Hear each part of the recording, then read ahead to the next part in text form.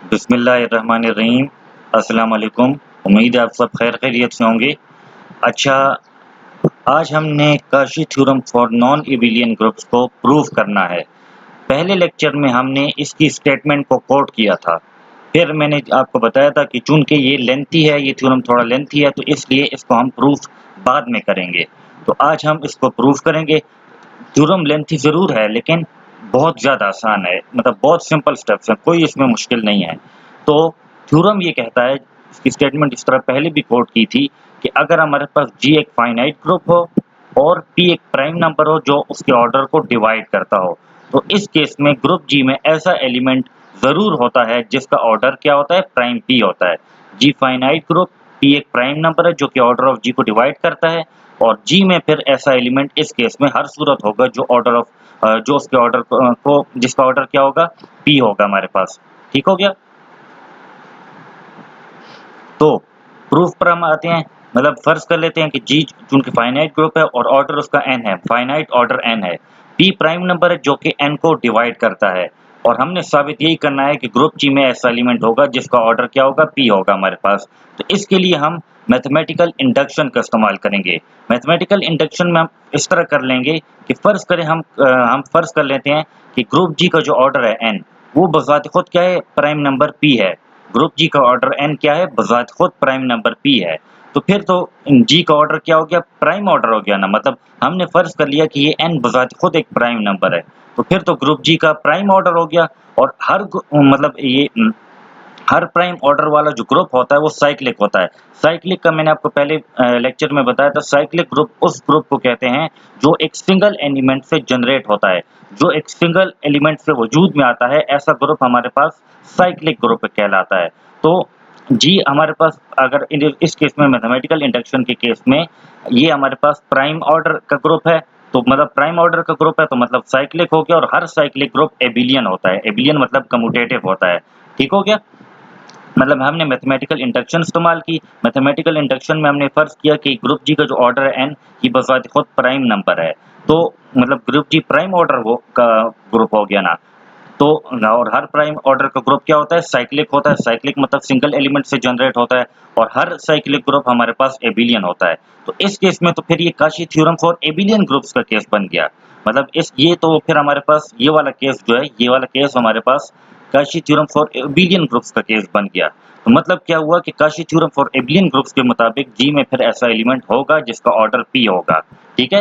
मतलब हमने जब फर्ज किया कि ग्रुप जी का जो ऑर्डर है, फाइनाइट ऑर्डर है, वो बजात खुद प्राइम नंबर है, तो फिर ये वाला case Kashi theorem for abelian groups का केस बन गया। और Kashi theorem for abelian groups ये नॉन एबिलियन ग्रुप से पहले प्रूफ होता है। वो अभी हमने किया तो नहीं है, लेकिन Cauchy theorem for abelian groups ये Cauchy theorem for non abelian group से पहले प्रूफ होता है। तो इसलिए Cauchy theorem for abelian groups की मदद से हम कह सकते हैं कि जी में एक ऐसा एलिमेंट होगा जिसका ऑर्डर हमारे पास पी होगा। ठीक हो गया। लेकिन ये तो एक स्पेशल केस था ना। अब हम फर्ज कर लेते हैं कि ये मतलब ये तो हमने एक स्पेशल केस लिया था। अब हम फर्ज कर लेते हैं कि ये जो रिजल्ट है, ये उन तमाम ग्रुप्स के लिए ट्रू है जिनका ऑर्डर n से कम है। मतलब ये है कि वो तमाम ग्रुप्स जिनका ऑर्डर n से कम, मतलब n-1 है, n-2 है, n-3, वो तमाम ग्रुप्स जिनका ऑर्डर n से कम हो गया, चाहे वो n-1 है, चाहे n-2 है, चाहे n-3 है, लेकिन n से कम हो गया।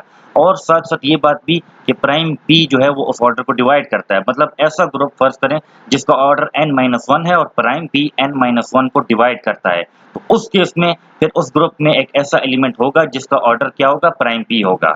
ठीक हो गया। मतलब हमने ये फर्ज किया हुआ मैथमेटिकल इंडक्शन में कि वो तमाम ग्रुप्स जिनका ऑर्डर n से कम है और प्राइम p उस ऑर्डर को, चाहे वो n-1 है, n-2 है, लेकिन n से कम है, उस ऑर्डर को प्राइम p डिवाइड करता है।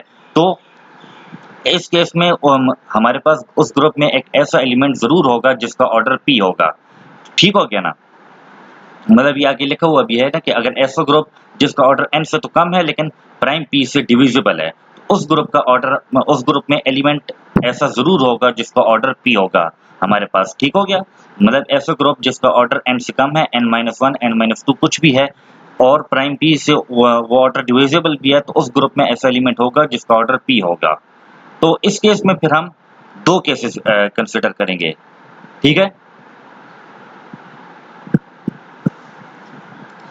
और दूसरी बात ये कि हमने ग्रुप जी को कंसिडर किया हुआ है जिसका ऑर्डर n है और प्राइम p उस ऑर्डर n को डिवाइड करता है। तो अब खैर यहाँ पर हम दो केसेस, ये तो हमारे पास ये तो हमें गिवन है एक तरह, ये जो बात है ना कि ग्रुप जी ऑर्डर n का है और प्राइम p उस ऑर्डर n को डिवाइड करता है। हमने तो ये साबित करना है कि उस ग्रुप जी में ऐसा एलिमेंट है जिसका ऑर्डर हमारे पास p है। तो ये जो बात हमने मैथमेटिकल इंडक्शन से अज्यूम की हुई है कि ऐसा ग्रुप जिसका ऑर्डर n से कम है लेकिन प्राइम p से डिविजिबल है, तो उस ग्रुप में ऐसा एलिमेंट होगा जिसका ऑर्डर क्या होगा, p होगा हमारे पास। तो इस केस में हम दो केसेस कंसिडर करेंगे। दो वो केसेस ये हैं कि पहला केस हमारे पास ये होगा कि G का ऐसा प्रॉपर सबग्रुप H है जिसका इंडेक्स प्राइम टू P है। मतलब ये है कि वो जो प्रॉपर सबग्रुप H है ग्रुप G का, तो उसकी निस्बत से जो कोजेट्स बन रहे हैं उनको ये प्राइम P डिवाइड नहीं करता। मतलब नंबर ऑफ कोजेट्स को ये प्राइम P डिवाइड नहीं करता। प्राइम टू P का ये मतलब होता है कि ये नंबर प्राइम, ये जो P है ये इस नंबर ऑफ कोजेट्स को डिवाइड नहीं करता। फिर दूसरा केस हम ये कंसिडर करेंगे कि वो जो तमाम प्रॉपर सब ग्रुप्स हमारे मतलब हम कोई भी प्रॉपर सब ग्रुप लें ग्रुप जी का, तो प्राइम p जो है वो उस कोजेट्स को डिवाइड करता है। मतलब एक केस हमने ये लिया हुआ है कि प्राइम p उस नंबर ऑफ कोजेट्स को डिवाइड नहीं करता, और दूसरा केस हमने ये लिया हुआ है कि प्राइम p उस नंबर ऑफ कोजेट्स को डिवाइड करता है। तो इन दोनों केसेस में हम ये साबित करेंगे कि ग्रुप जी में ऐसा एलिमेंट है जिसका ऑर्डर हमारे पास p है। ठीक है, तो इन दोनों केसेस को फिर इंशाल्लाह हम नेक्स्ट लेक्चर में प्रूव करेंगे।